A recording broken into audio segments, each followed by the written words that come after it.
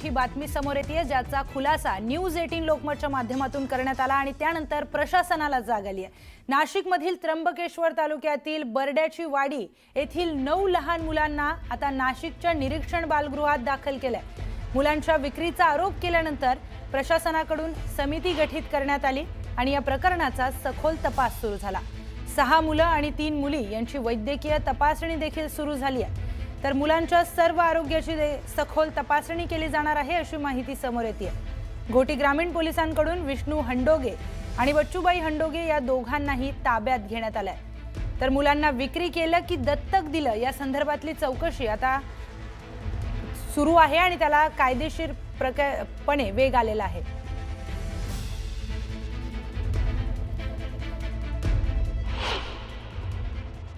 तो 2च दिवस माझ्या आल्या, काल आणि आज। आणि त्यांनी आजच्या दिवसाला आजच्या रात्रीला अशी घटना त्यांनी केली आता आमच्या भोवती। मग आम्ही त्यांना काय सांगू, मग आम्ही जशी परिस्थिती आहे ना, मग तशीच परिस्थिती तुम्ही तिडे सांगा ना, काय यांची परिस्थिती गंभीर आहे बुवा, परिस्थिती काय यांची चांगली नाही। मग बाळाला अंगावर पियाला नाही, मग मी काय करणार?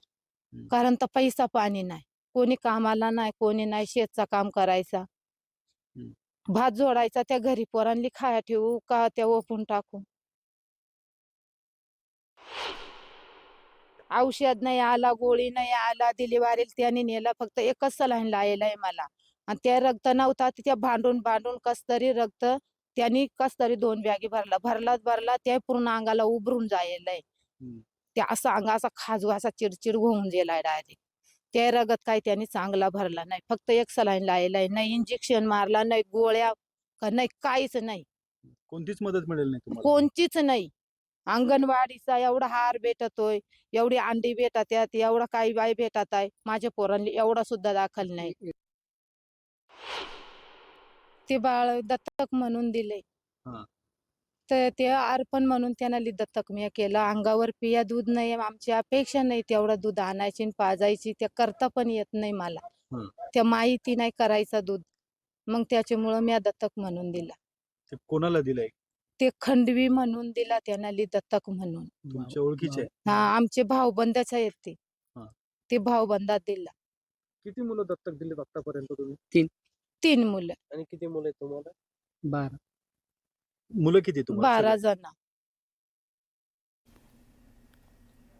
तर नाशिक मूल विक्री प्रकरणामध्ये आरोग्य विभागाचा धक्कादायक अहवाल न्यूज 18 लोकमतच्या हाती लागलाय।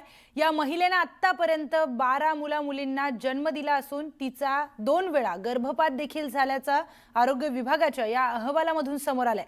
धक्कादायक म्हणजे या महिलेचा हेतू केवळ मुलांना जन्म देणं आणि ते अपत्य दुसऱ्या व्यक्तीस विकून पैसा कमावणं हाच असल्याचं या अहवालामध्ये मांडण्यात आलंय। या महिलेने आतापर्यंत 3हून अधिक बालकं विकल्याचा देखील संशय व्यक्त केला जातोय।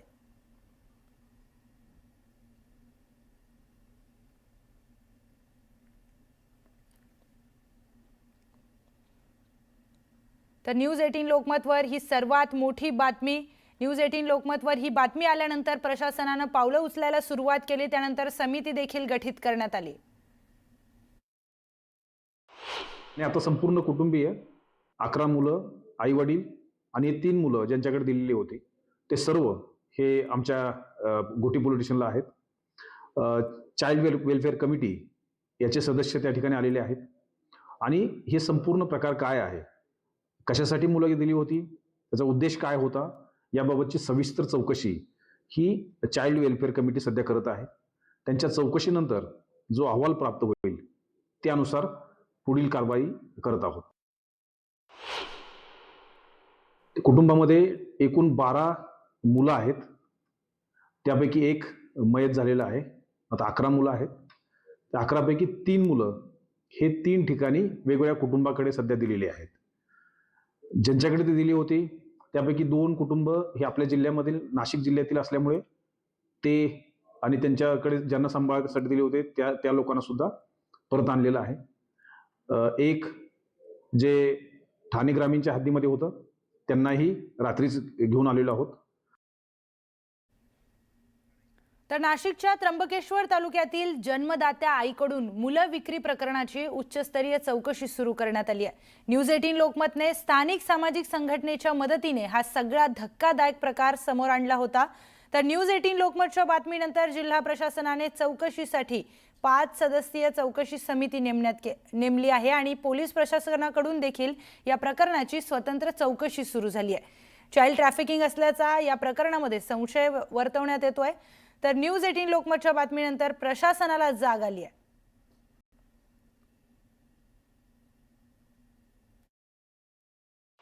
कुटुंबामध्ये एकूण 12 मुलं आहेत. त्यापैकी एक मयत झालेला आहे. आमच्या ज्या वरिष्ठांनी दिलेली जी माहिती आहे त्यानुसार सांगते आहे आणि ज्यावेळेस मी प्रत्यक्ष त्या पालकांशी बोलेन आणि प्रत्यक्ष इथे संपूर्ण तपासणी करेन रेकॉर्डसहित त्यावेळेस मला कन्फर्म सगळ्या बाबी कन्फर्म आकडा कळेल. पण आतापर्यंतचा 12चा आकडा मला माहिती आहे म्हणजे याच्यानुसार प्रत्यक्ष त्याच्यात एक मयत आहे, 2 मुलींची लग्न झाली आहेत आणि 9 आत्ता पोलिसांच्या ताब्यात घोटी पोलिसांकडे आहेत.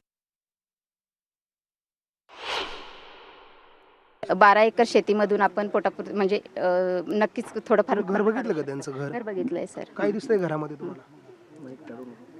घरात काय त्यांच्या? टीव्ही, फ्रीज, एसी नाही ते काही नाहीये. 12 एकर शेती असं तुम्ही ठामपणे सांगता? त्यांच्या नावावर 12 एकर फक्त शेती आहे नावावर ना? पण उत्पन्नासाठी त्यांच्या घराला भिंती नाहीये, तुम्ही बघितलं का?